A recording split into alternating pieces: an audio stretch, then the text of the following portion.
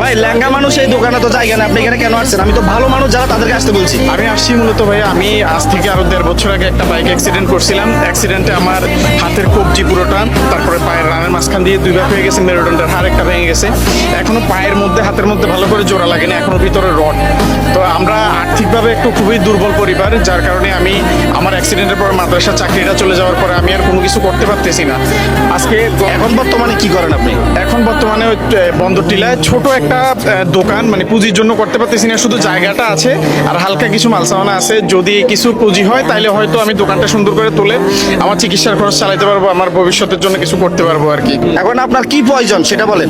ভাই আমার এখন আপাতত দোকানের মধ্যে মাল সামানা তেমন নাই, আপনার 2টা টেবিল গ্লাসওয়ালা মাল রাখার জন্য, আর কিছু শুধু মাল সামানা যেগুলো আমি বানাবো এগুলো হলেই হবে। কি দোকান করেন আপনি? আমি ওই যে মিক্সার, তারপরে আপনার চনা, আলু চপ, বেগুনি, পেঁয়াজ, এগুলো এভাবেই বাঁচতেছি। অনেক কষ্ট হয়, তারপরেও করা লাগতেছে। এখন কাছে হেরে গেছি আর কি। এখন বর্তমানে আপনার দোকানে চালান নাই? দোকানে চালান নাই, আমার পুঁজি নাই তেমন। আমি পুঁজি দিলে এখন আবার ব্যবসা করতে পারবেন নাকি? জি ভালোভাবে ব্যবসা। আরো একটা পরিবার চলুক, কি বলেন?